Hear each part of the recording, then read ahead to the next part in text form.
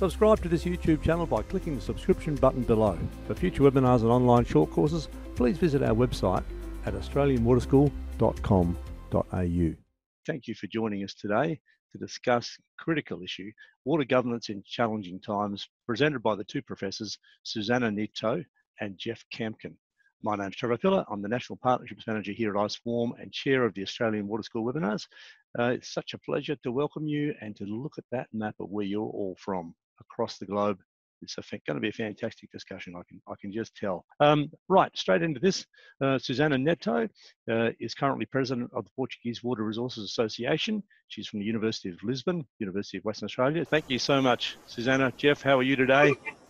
Thank you, Trevor. How are you? We are great fine and ready to go. Wonderful news. And where are you presenting from today? We're in Perth, Trevor. Been hot here, but you're getting it now. Adelaide is the city that gets everything, or the weather anyway, from Perth. Right, now you are into this in a big way. Jeff, we hear your name a lot, and Susanna, tell us what it is that drives you. One sentence, maybe. Making a difference, really. It's a passionate area. It's a fascinating area, and it's one that if we work hard and diligently, we can make some difference. We can get the science right, but if we haven't got this governance bit right, that's what I hear you saying. Yeah, exactly. That's the main drive for us, is influence people and work with others to find better solutions, because the problems are not easy and they're not easy answers as well. But anyway, let's get underway. That's enough for the intro. Jeff, you were going to take us off with a bit of structure, and then Susanna was going to take the main body of the presentation. So if you like, I can hand right over to you now. Got a shared screen going on there. That's good. Yep, see that? Great. Yeah. Thanks very much, Trevor. And nice and slow and nice and clear. Over to you. Okay. Thanks very much, Trevor, and thanks everyone for coming along. Susanna and I will talk about water governance in challenging times, and we're very keen to hear from you in your question and answers.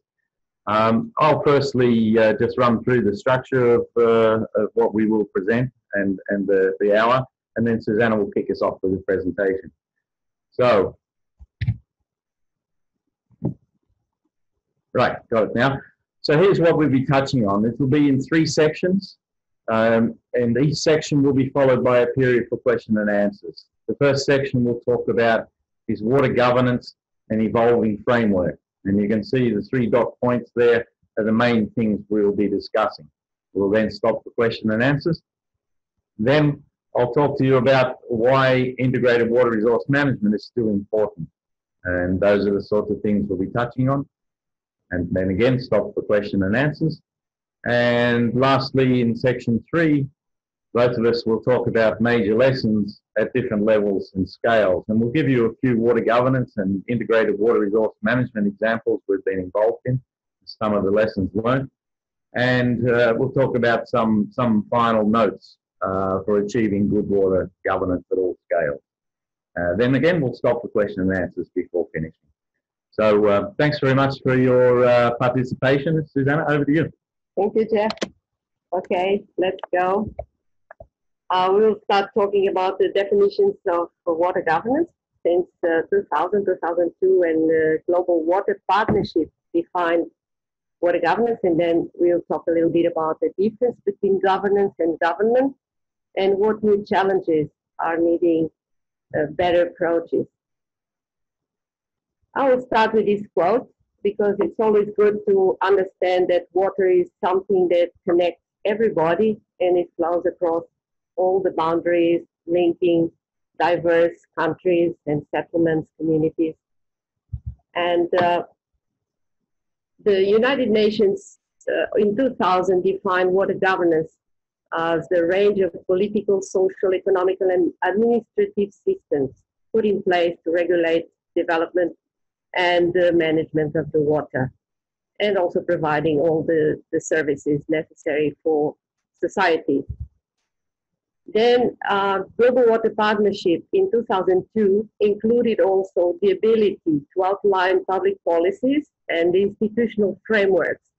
So water governance became broader in the sense in its concept and sense, and also included the social acceptance, mobilizing the resources in support of all the measures that were needed to be taken.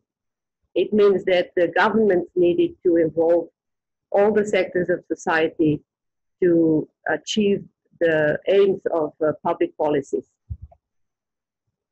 So this is the definition that the GWP took in 2002 that relates bits of the UN definition and some other addings they did afterwards. I will only very briefly refer to some landmarks that are important to remind. In 1977, in Mar del Plata, Argentina, there was the first time that integrated approaches were seen as necessary in water management. And then we all know the Conference of Dublin and the principles. Also, equitable access and social dimensions were addressed later in Paris and Bonn. And at the starting of this millennium, we had important statements from the United Nations regarding the human rights to water. So the main principles of good water governance are the ones that are presented here: participatory approaches, accountable, transparent, oriented to consensus, inclusive, equitable, following the rule of law, effective and efficient, and responsive. Of course, there are more principles that we could add here, but please try to collate all the main ideas. In 2002 as well, researcher Claudia Palvosto added the idea of adapting adaptive management to water, understanding that the institutions were too rigid to cope with complexity, and they needed to start adapting to the new challenges to be able to address the problems. OECD as well in 2015 launched a set of principles that were very disseminated until now, and they were organized around three main pillars: effectiveness, efficiency, and trust and engagement. You can read all these principles in detail in the publication of OECD about principles of good water governance, and you see here how these three pillars break down into 12 main principles. Another idea that is important, I'm following some path of evolving ideas around water governance. The Stockholm Institute for Integrated Water that organizes the Stockholm Water Week every year also launched this idea of multi-level water governance as an effort to integrate at different levels of the institutions all the principles. So it's not only necessary to have good principles, but it is also necessary and very important that they are applied at all the levels that the state and the government's role from local to national, regional, and international. So this integration at multi-level is critical, and water is, as we said before, and everybody knows here, water connects across sectors. It doesn't have boundaries. It needs a transversal approach and an integrated approach exactly because of that. And it has to be managed both globally and locally. We cannot just look at water at our community without understanding the global problems or the global changes, and vice versa. We cannot solve everything in the big platforms and agreements, international agreements, without looking at the community and without looking at the local problems and the real problems that real communities feel. So there are some characteristics of the water is highly capital intensive when we talk about the water services. It is complex and strongly linked to domains of development, health, environment, agriculture, energy, territorial planning, regional development, and poverty alleviation. So this complexity needs exactly that multi-level integration of governance.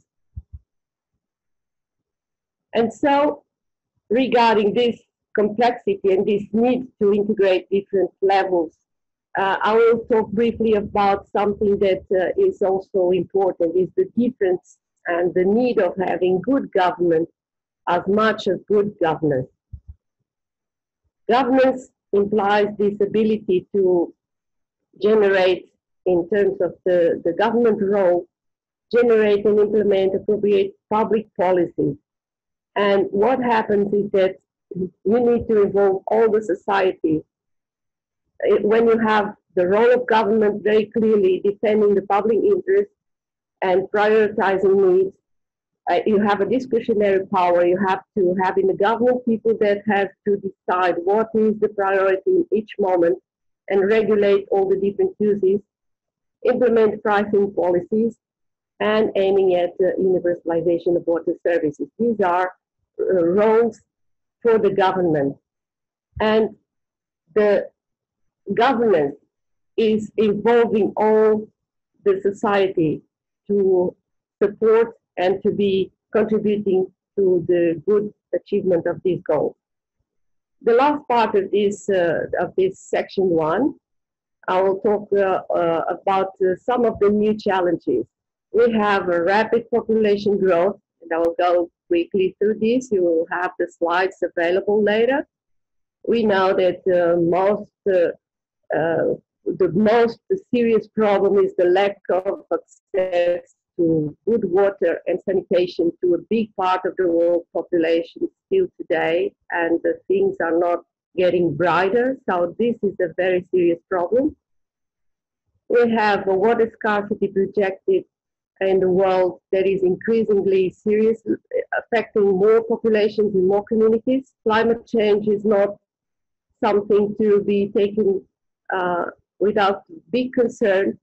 Demographic problems, weakness of states within globalization. This is the economic crisis consequence, and also the globalization of economy that makes a bit less easy for states to decide inside their own frontiers.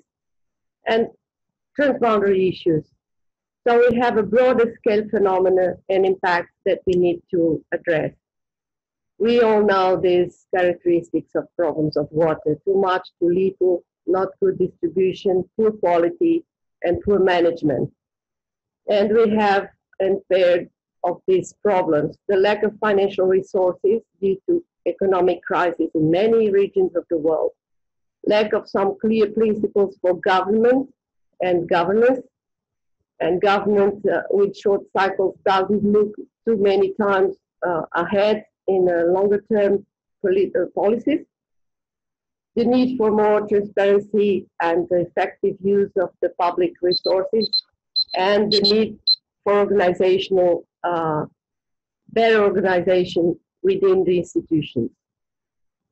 So we need to pass very quickly. I'm almost finishing this. A few slides just to highlight the areas in the globe that are at a high risk due to conflicts around water, and the need to have good and effective transboundary water governance mechanisms.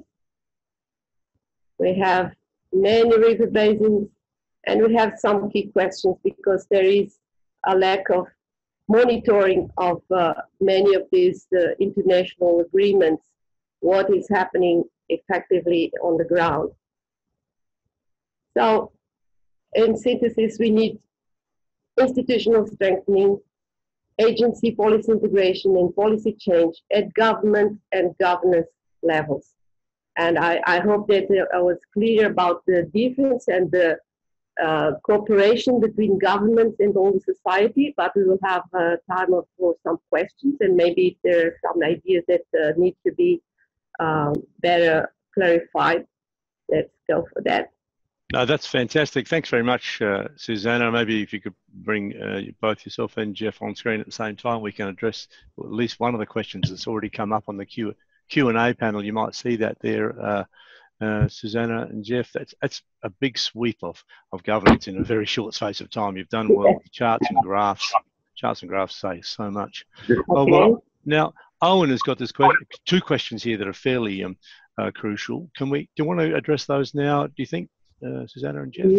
Okay, so the question, do you want me to read so everybody hears, or maybe because my microphone's a little clearer, it might be better from this end. Is that all right?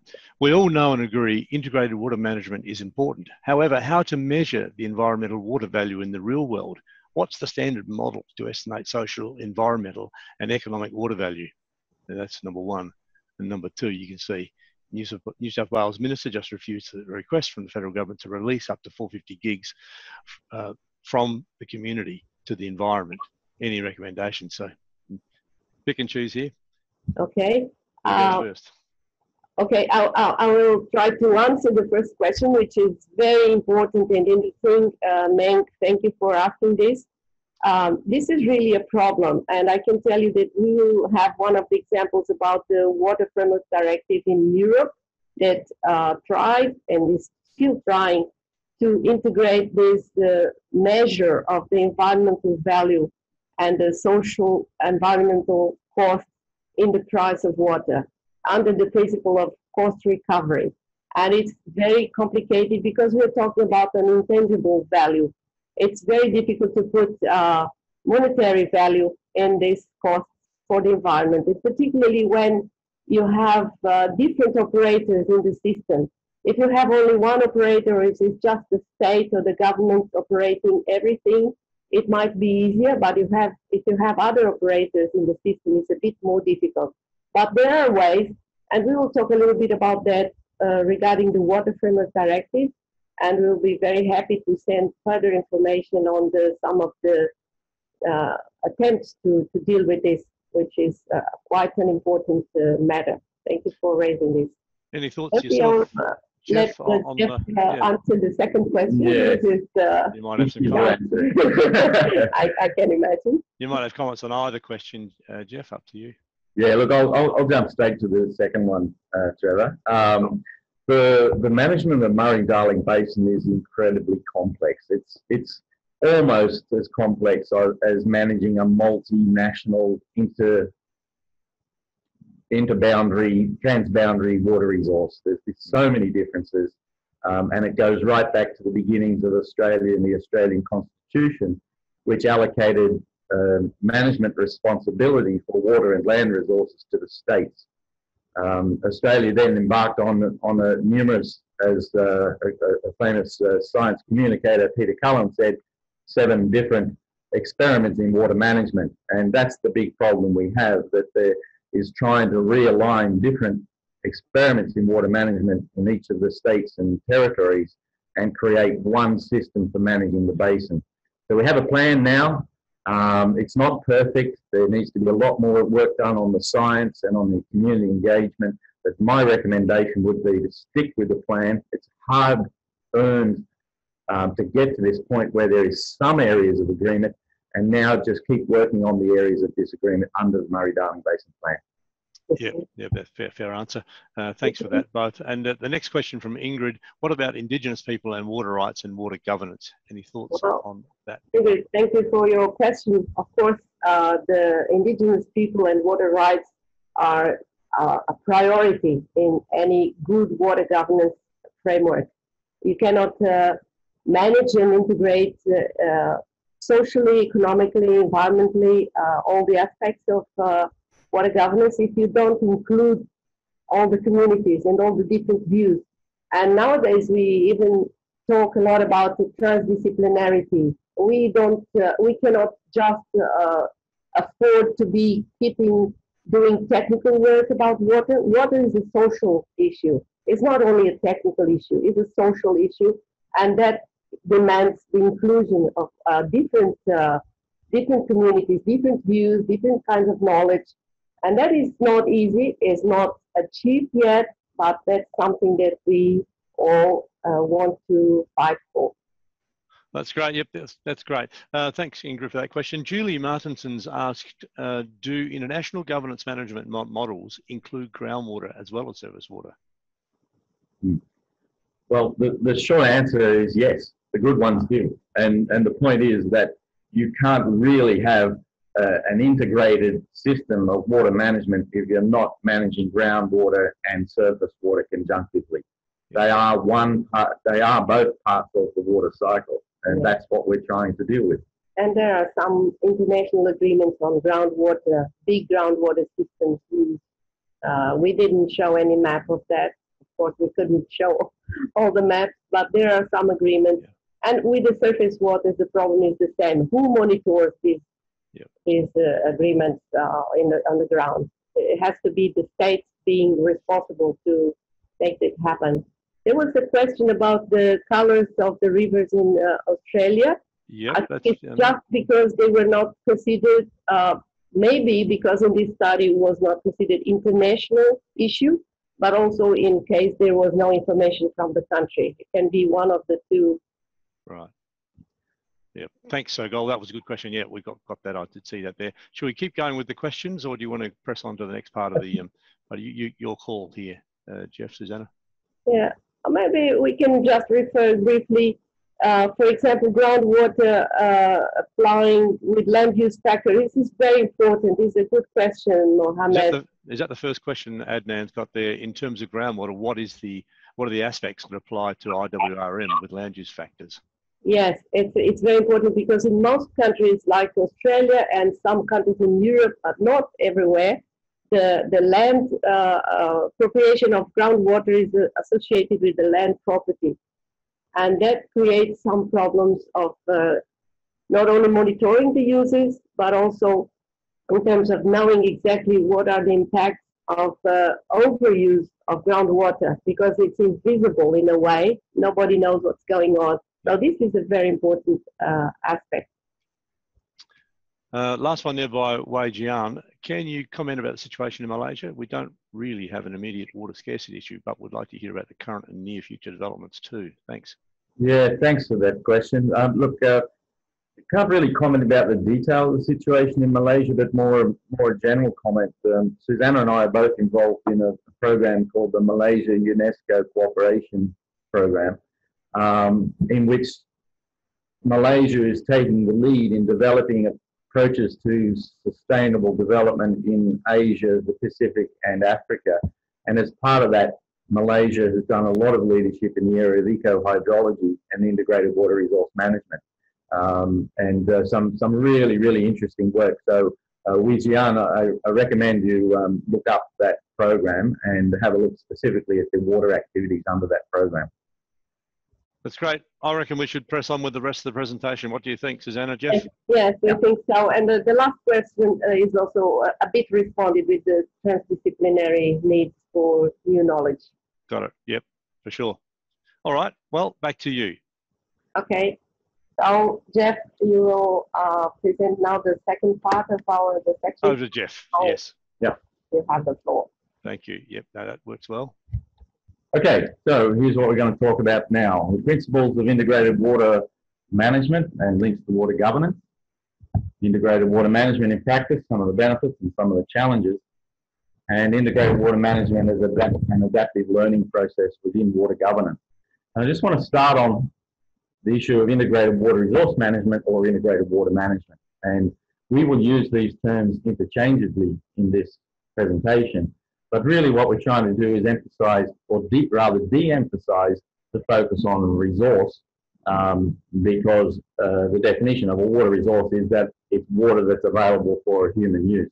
So we're trying to de-emphasize the integrated water resource management and emphasize the need for integrated water management overall.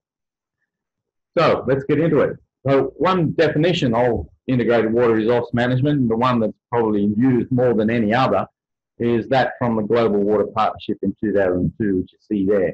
It's a process which promotes coordination and development and management of water, land, and related resources in order to maximize economic and social welfare in an equitable manner without compromising sustainability of vital ecosystems and the environment.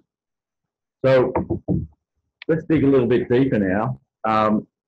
Many of you will have come across the principles of integrated water resource management, which were, I guess, first documented from Dublin, building on the ideas that Susanna presented before. Water is a finite and valuable resource. Water development management should be based on a participatory approach, highlighting the importance of women in playing a central role in provision, management, and safeguarding of water. Water is a public good and has social and economic value. And of course, the IWRM is based on equitable and efficient management and the sustainable use of water resources. In effect, and this links back to the idea of water governance, it's about efficient use, efficient economic use of water resources, achieving equity and ensuring basic rights are addressed, and achieving environmental and ecological sustainability. Let's have a look at it in practice though, okay? Because there's been some criticism of IWRM, particularly in recent years. So what is it in reality? It's an approach to water management that acknowledges the environment, ecological and human processes, that seeks to clarify and manage multiple uses of water, and considers the impacts of decisions systematically across things like the environment, politics, law, science, culture, engineering, economics, health, and society. So it's really trying to integrate a whole lot of society policy decision-making around water, acknowledging the central role of water in everything we do in society. What is not, or what the IWRM or IWM is not. It's not a prescriptive description of how water should be managed. It's a framework in which decision makers can collaboratively decide the goals and coordinate the use of a whole range of different instruments to achieve those goals. So it's not a blueprint for implementing water management. And given that each country differs in terms of its history, social conditions, economic conditions, culture, its politics, its environmental characteristics, again, there is no blueprint for integrated water management. We can't take a plan for water management and implement it into another location. IWM can be characterized by these sorts of things: a move away from command and control instruments, largely which focus on supply side and focusing more on demand side management. It's characterized by increasing awareness of the importance of sustainable development and the inclusion of social and environmental considerations. It's characterized by a move away from the top-down centralized approaches to water security to more flexible and decentralized approaches, and that creates the opportunity for more diversity in water governance structures at all levels. And there's increased emphasis on stakeholder collaboration and the involvement of local communities in the decision-making process. And this engagement encourages a broader diversity of views. It encourages innovation and helps create creative solutions in solving local challenges. It's more adaptable, if you like. But there's been some criticism, and largely they're framed around the lack of a clear definition of integrated water resource management and a described list of tools that you should be using to implement water resource management. Some of those criticisms are these things: the lack of a clear definition, acknowledgement that collaboration, which is core to integrated water resource management, is time-consuming and resource-intensive. The level of coordination required sometimes can make integrated water resource management extremely complex.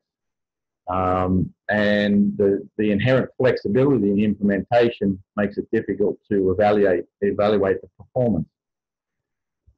But for mine, what these things tend to miss, these criticisms tend to miss, is that integrated water management is actually an adaptive learning process, and that learning process sits within the overall water governance. So let's talk about that just for a moment. So integrated water resource management is really the process, ongoing process of the community learning how to recognize and identify the challenges it has, conceptualizing and envisioning the futures that it wants, coordinating and planning mechanisms to move towards that future, implementing those mechanisms, monitoring their performance, and evaluating how well they're achieving the goals that were set, and going round and round in this cycle. And as we go round in this cycle, we learn as a community, we learn as a government how to do this better. And that's why IWRM or IWM is a process of practice and learning. And it depends on that broader environment of water governance, of effective and transparent water governance, in which we develop our understanding of the local context, in which we have cross-sectoral integration and progressively increasing coordination. Think for a moment about these two sets of pictures on the left and on the right.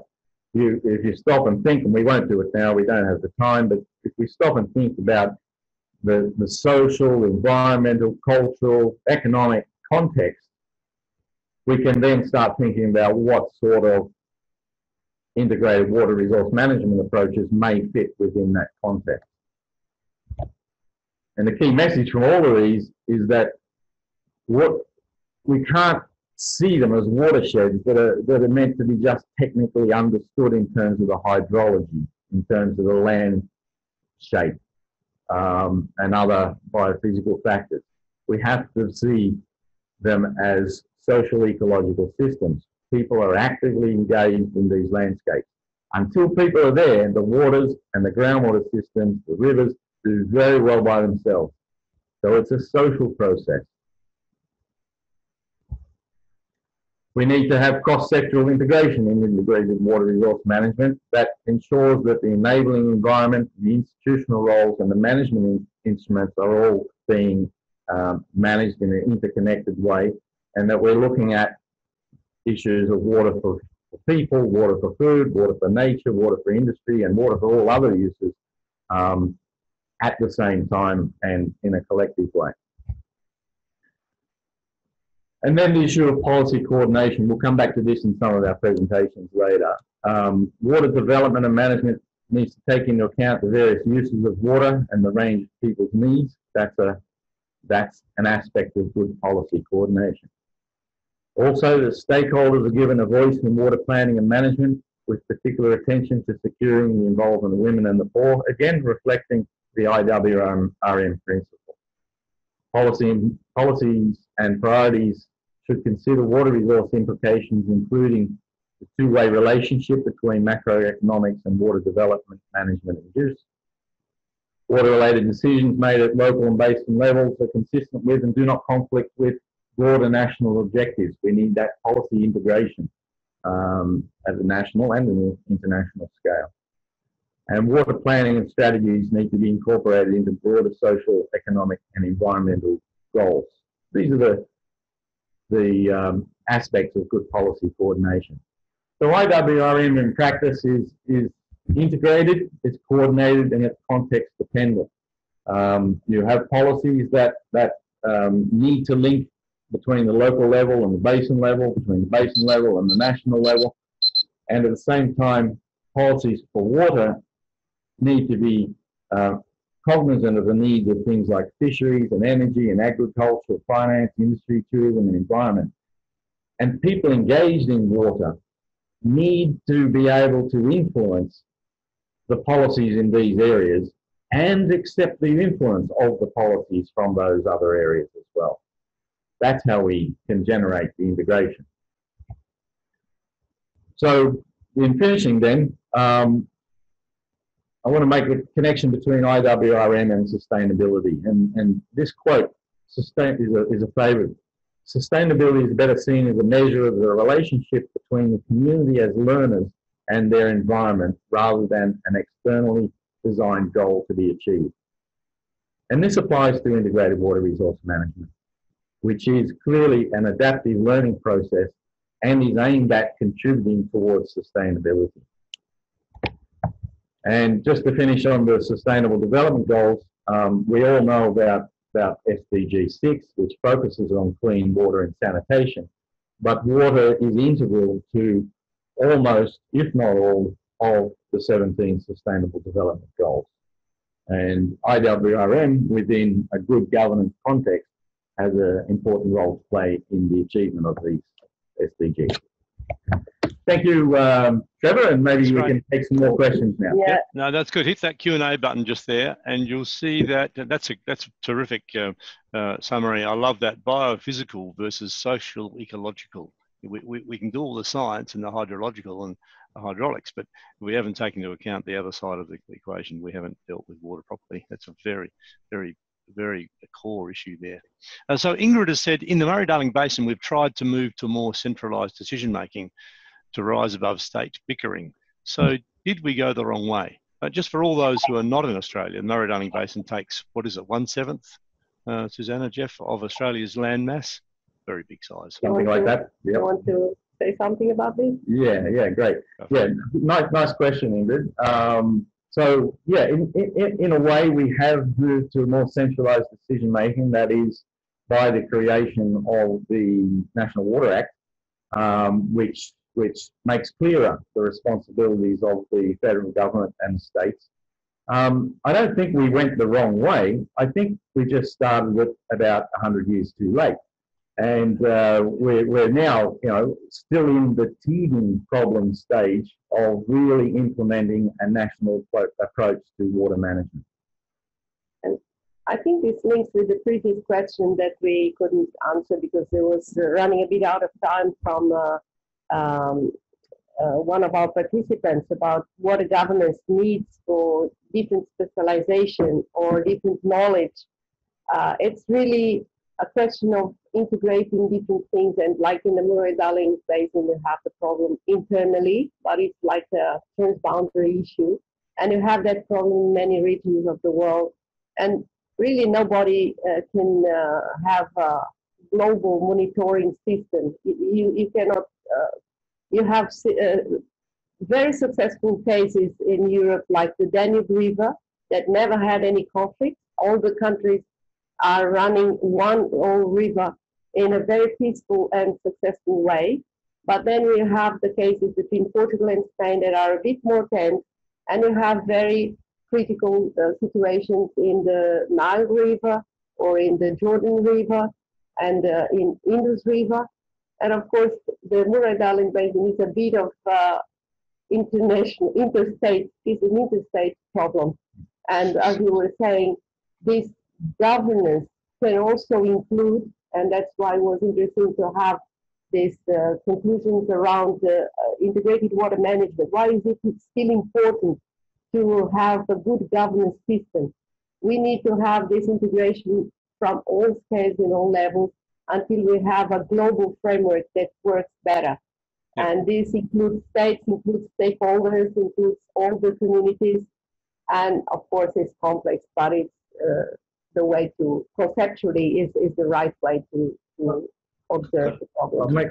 I'll make another comment on this, because it's a really, really important question. And it's the same question that applies in many other contexts. And, it's damn difficult. It's a real challenge, and we've started behind the 8 ball because we've over-allocated systems, and so at the same time as we're trying to manage climate change, we're trying to recover water that's been over-allocated. We're trying to, at the same time, deal with changing social values that are placing more value on the environment, and it's a really complex thing to do. What we will need to do, and I think the model is right, we have a national policy, we have state obligations under that national policy, and they then manage their catchments consistent with that. What we have to do is just take a deep breath and gradually build the trust that's needed to manage the system as a whole, and that will require some give and take. It will require, you know, long periods of discussion and being patient. It's not going to be solved in 5 years when we've spent 200 years destroying it. Well, Yep. But this comment, I wouldn't mind going back to it on the screen right now in the question Q&A bucket. It says water governance needs technical study and social study, for example, political law. The question is, who will deal with this study specialisation and what's needed to gain improved knowledge here? having a transversal approach and a transdisciplinary approach doesn't eliminate the specialization need. You need always experts to cope with some specific issues, like if you study a river regime, you will need some hydrologists to model the regime and to know and understand what can happen in different scenarios. But then you need to have a global understanding of climate change and social issues, land use changes over the time to understand what the impacts on this regime will be. So you need both. You need some experts to understand specific issues, but you also need a more holistic approach of the systems to understand and integrate the physical processes, like we were saying before, the biophysical processes with the social change, the different uses in land, and the impact of this in different policies as well, what is needed at different levels. So this is the answer we can give. There's some other question. Well, we've got 15 minutes. Do we want to take the next question? Maybe we should keep going to the, keep going. Ingrid, hold that question, Ingrid. That's a really good question. Okay. The tension between economic and equity goals. Jeff, do you want to have a chat with that, Jeff? No, I think we should move on, and we'll come back to that at the end. All right, we'll hold that over. Okay. We'll start with the examples, and I will hand to Jeff now to talk about the first of our examples in section 3, that is major lessons at different levels and scales, and we have some examples too. Over to you both. Yep. Great. Thanks very much. Okay, so the first example we talk about is where we are now in Perth, Western Australia, which is addressing the impacts of climate change, population growth, and rising water demand. And I want to take you back to the period in the early 2000s, inside the circle there, with a very quick step down in water runoff in the storage dams in Perth. Now, this is the period where we stopped seeing the challenge as drought management and started seeing it as climate change that we needed to address. And you can see as the runoff has continued to drop down, in some cases to almost zero, that it was a good decision back at that stage. All these sorts of things are happening with drying lakes, groundwater bores being blamed for overpumping, rapid population growth, rapid escalation in water demand. Water became the #1 political issue because it became the #1 thing that people in the community were talking about. And consequently, the Premier of Western Australia took responsibility for water resources.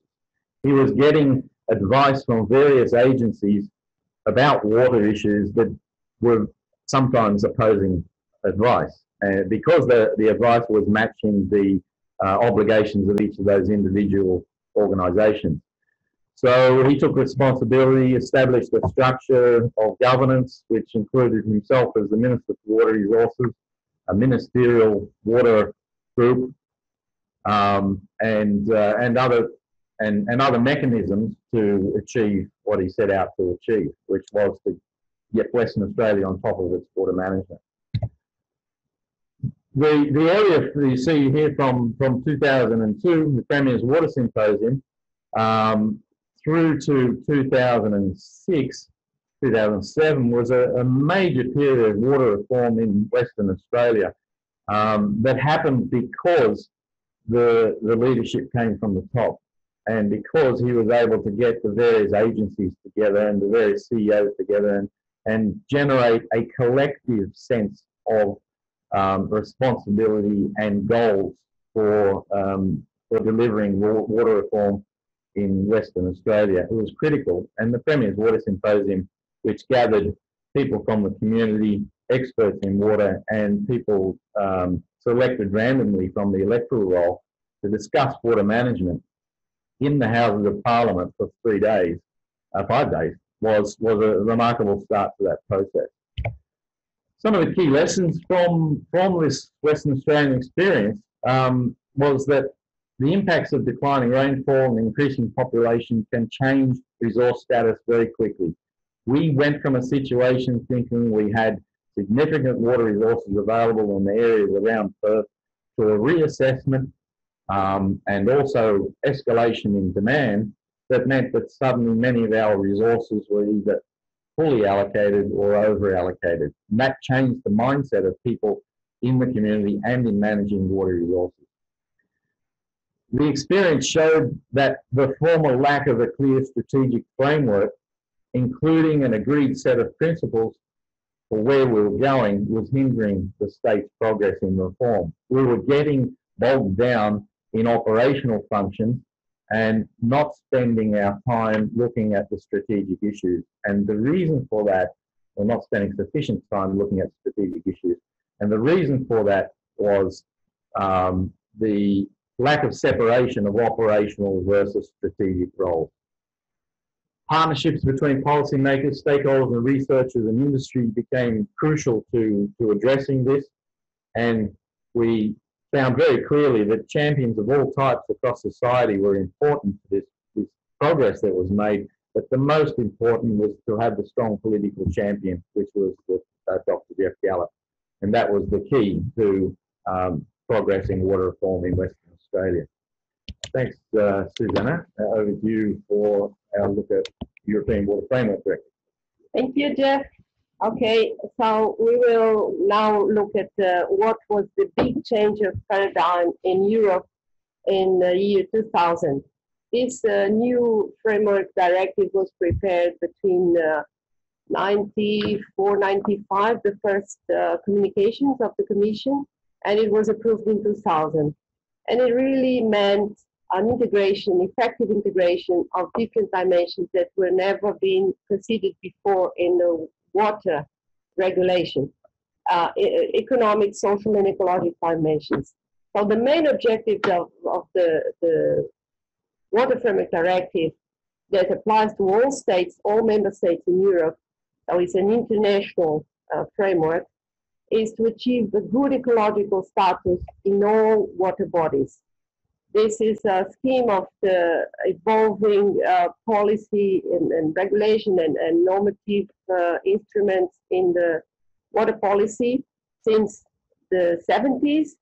And I will not go into details with this. You can see this diagram later, but it changes, the directive changed particularly this focused idea of treating water quality as something very local.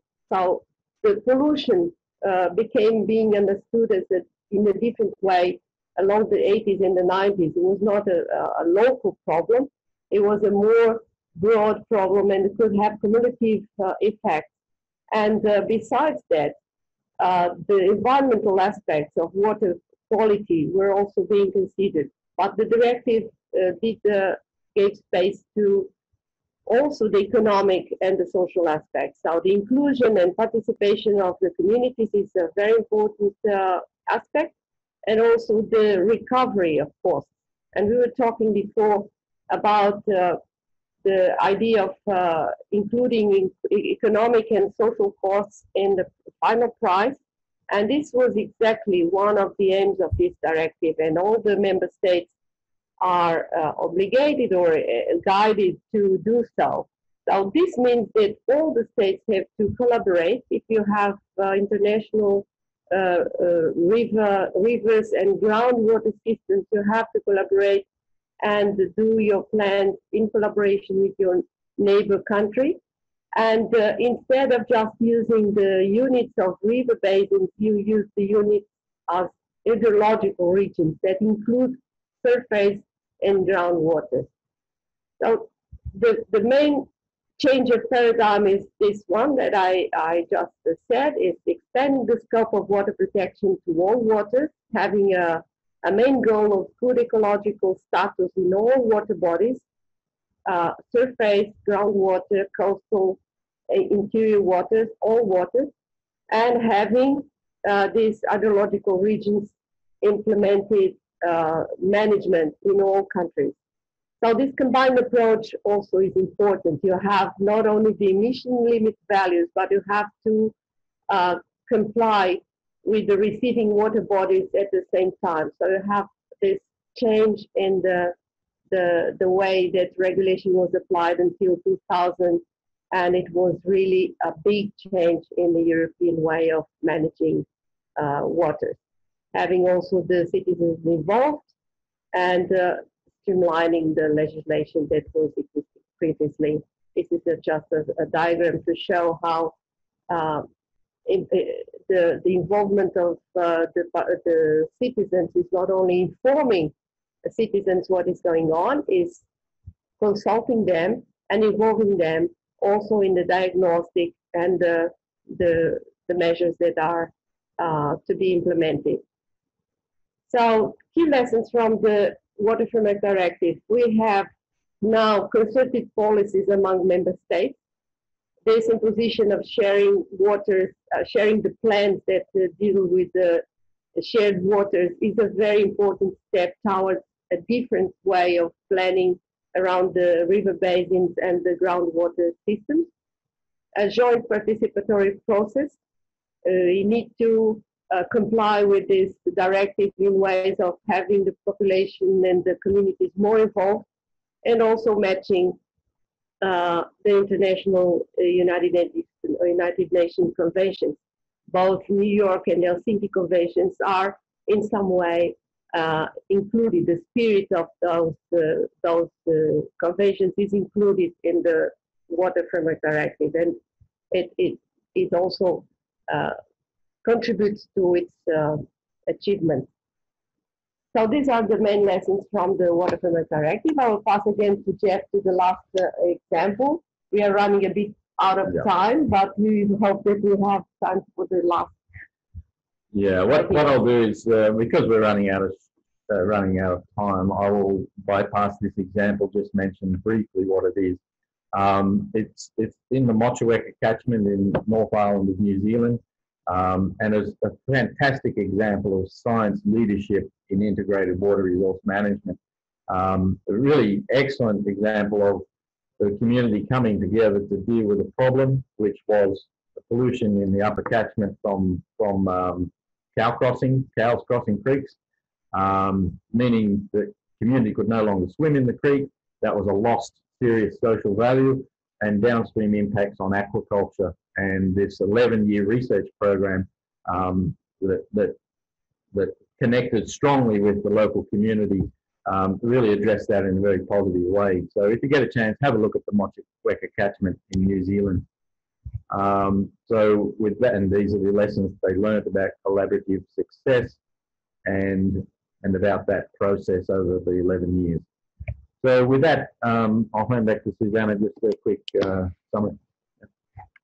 Okay, maybe we can do the summary together. I think that we will have probably some later questions, Trevor, not in the time of our webinar, but they will be, we can have access to that. And if you think it's appropriate, we can answer some things by written later after the webinar.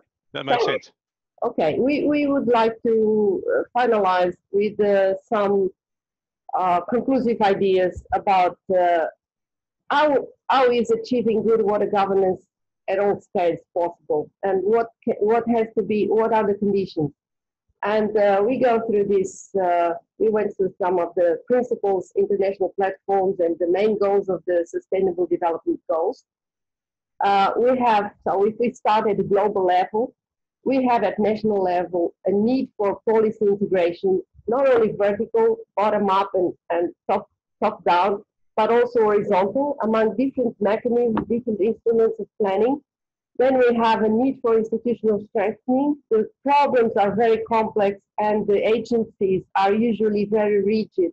So they need to implement new approaches and have a broader view and more holistic view of the problems. We need to have, going down to the catchment level, a community-based and participatory planning approaches implemented. And we need overall to have more effective social, environmental sustainability, territorial reference to everything is done with water because they are connected, and addressing adaptive capacity and resilience to external unpredictable factors. And we started with the main changes that challenge the world water, which are demographic, economic, and climate.